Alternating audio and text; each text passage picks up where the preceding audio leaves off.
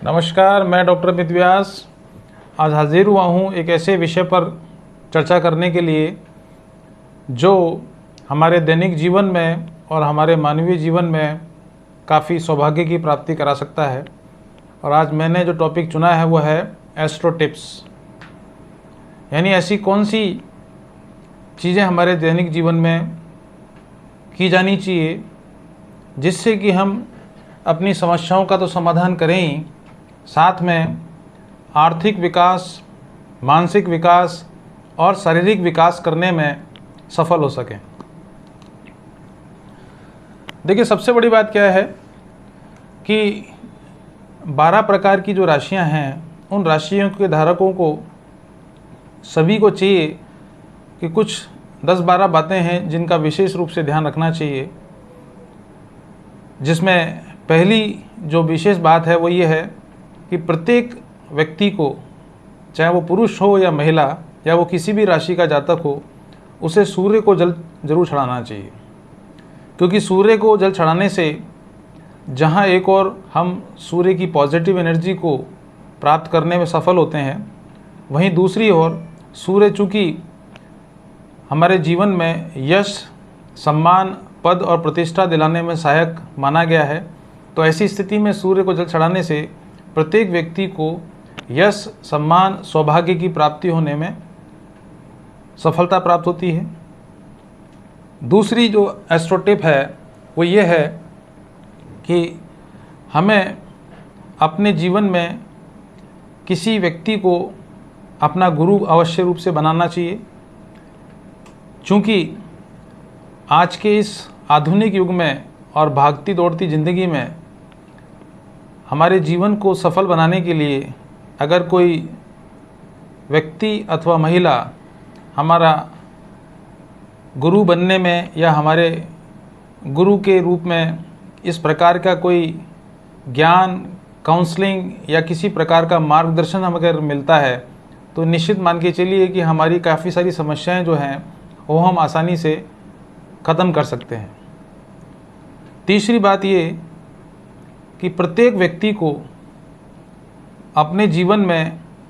किसी एक ऐसे देवी या देवता को अपना इष्ट बनाना चाहिए जिसके आधार पर आप अपने मनोबल,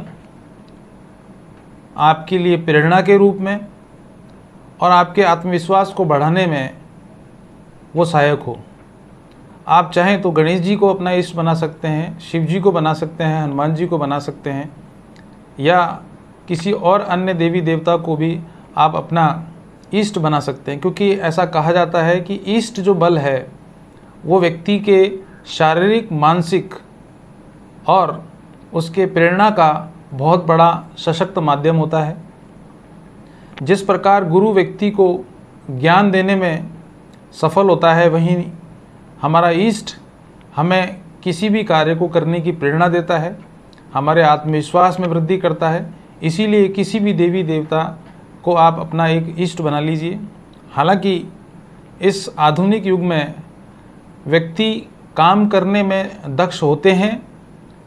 सफल भी होते हैं, मगर समय समय पर उन्हें आत्मविश्वास की कमी महसूस न हो। इसीलिए चाहिए कि आप हनुमान जी को अपना इष्ट अगर आप बनाते हैं तो निश्चित मान के चलिए कि आपके जीवन की काफ़ी मानसिक समस्याओं का आप आसानी से हल प्राप्त कर सकते हैं। चौथी बात ये कि आप अपने घर में जब पूजा करें तो पूजा करते समय एक तो अगरबत्ती जो इस्तेमाल करते हैं वो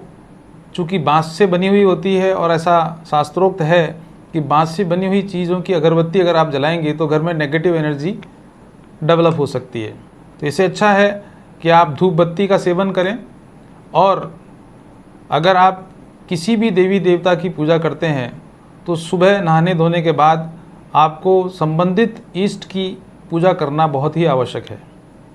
चाहे आप शिव जी की पूजा करते हैं तो शिव चालीसा का पाठ करना चाहिए, अगर आप हनुमान जी का इष्ट रखते हैं तो हनुमान चालीसा या बजरंग बाण का पाठ करना चाहिए।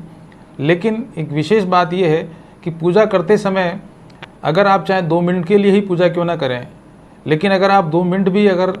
मन लगाकर और एकचित्त होकर अगर पूजा करेंगे तो उसका लाभ आपको अवश्य रूप से प्राप्त होगा।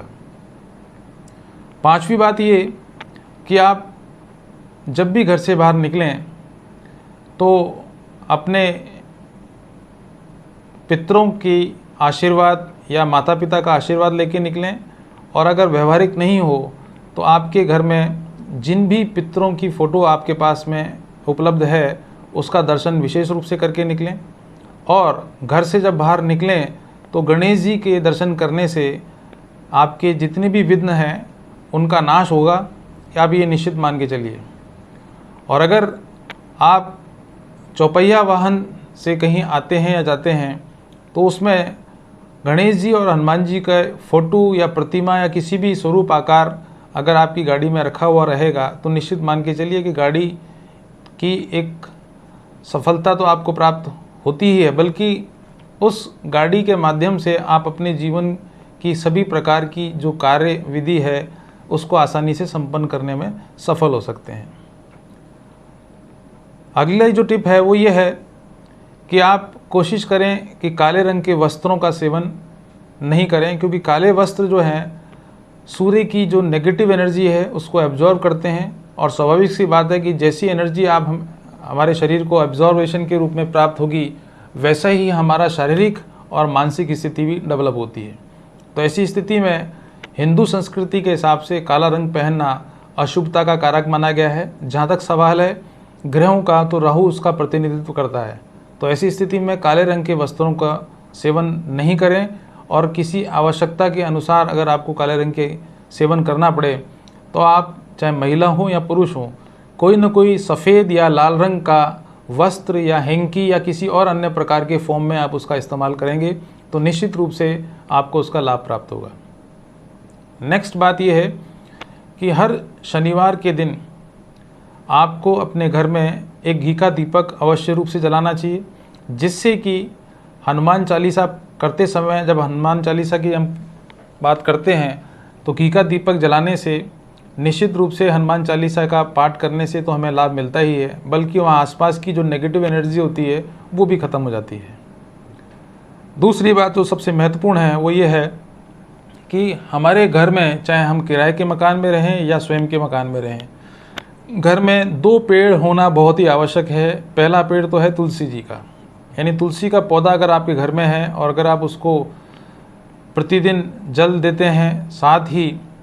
दिन छिपने के बाद अगर उस पर घी का दीपक जलाते हैं, तो आप ये मान के चलिए कि आपके घर के अंदर किसी भी प्रकार की नेगेटिव एनर्जी नहीं होगी। चूँकि इस पेंडेमिक काल में, यानी ये जो विपदा हमारे सामने आई है जिसे हम कोरोना काल के नाम से भी जान रहे हैं और महसूस भी कर रहे हैं, तुलसी का पौधा जहाँ ऑक्सीजन की मात्रा को बढ़ाने में सफल होता है, वहीं उसके पत्तों का सेवन करने से हमारे शरीर के अंदर ब्लड सर्कुलेशन को अच्छा करने में, हमारी बॉडी में कुछ हार्मोनल इम्बैलेंसेस होते हैं उनको सही करने में भी काफ़ी सहायक सिद्ध होता है। और ये निश्चित रूप से, और मैं विश्वास से आपको कह सकता हूँ कि इसका प्रयोग आपको काफ़ी लाभान्वित करने वाला रहेगा। दूसरा ये कि जब हमारे घर में बहुत सारे छोटे छोटे बच्चे भी होते हैं, बड़े भी होते हैं, जो प्रतियोगी परीक्षा में बैठ रहे हैं या एजुकेशन प्राप्त कर रहे हैं, उन बच्चों के टेबल पर या मेज़ पर अगर आप गणेश जी की प्रतिमा या सरस्वती जी की प्रतिमा लगा देते हैं तो उस बच्चे की एकाग्रता में तो वृद्धि होती है, बल्कि बच्चे की जो नेगेटिविटी अगर उसके मन में पढ़ने को लेकर होती है वो भी ख़त्म हो जाती है। और दूसरा जो सबसे महत्वपूर्ण विषय है वो ये है कि साल में एक बार एक रुद्राभिषेक आप अवश्य रूप से करवाएं। इससे हमारे घर की नेगेटिव एनर्जी, शारीरिक कष्टों की समाप्ति और हमारे मन में जो बेचैनी है या अशांति है वो निश्चित रूप से दूर होती है। और आखिर में मैं एक बात और बताना चाहूँगा एस्ट्रो टिप्स के रूप में कि अगर आपको ऐसा लगता है कि आपके जीवन में कुछ नीरसता आ चुकी है या आपके काम बनते हुए बिगड़ रहे हैं या परिवार में एक या एक से अधिक सदस्य कहीं ना कहीं किसी न किसी रूप में बीमार पड़े रहते हैं या घर में एक थकान का सा, एक नीरसता का माहौल है, तो आप अपने घर में एक गायत्री मंत्र का जाप करते हुए हवन कराएं और मकान की किसी भी दीवार, यानी कि जो नॉर्थ वाली वॉल होती है, उस पर हनुमान जी का एक फ़ोटो लगा दें पार्ट उठाए हुए, जो कि दक्षिण में मुख करते हुए होने चाहिए। आप इसका निश्चित रूप से प्रभाव चमत्कारिक रूप से देखेंगे, क्योंकि हनुमान जी दक्षिण मुखी फ़ोटो लगाने से या उसकी पूजा करने से हमारे घर में रोग, शोक और कलेशों का तो नाश होता ही है, बल्कि हमारे परिवार के सभी सदस्यों का जो मनोबल है या आत्मविश्वास है वो निश्चित रूप से काफ़ी तेज़ी से ऊपर उठ सकता है। तो ये जो मैंने आपको एस्ट्रो टिप्स दी, मैं गुजारिश करता हूँ, निवेदन भी आपसे करता हूँ कि आप इस प्रकार के कुछ एस्ट्रो टिप्स अपने दैनिक जीवन में इस्तेमाल करेंगे तो आपकी काफ़ी समस्याओं का समाधान आप स्वयं कर सकते हैं, क्योंकि व्यक्ति स्वयं ही अपने भाग्य का विधाता होता है। चूँकि कर्म का फल तो आपको प्राप्त होता ही है, लेकिन भाग्य को फल प्राप्त करने के लिए अगर आप इस प्रकार के एस्ट्रो टिप्स अपने जीवन में अपनाएंगे तो मैं आपको दावा तो करता ही हूँ, साथ में विश्वास भी दिलाता हूँ कि आपको काफ़ी उत्तरोत्तर लाभ की प्राप्ति होगी और जीवन में किसी भी प्रकार की जो निराशा है वो आपके जीवन से बाहर निकल जाएगी। नमस्कार। राम सिया राम जय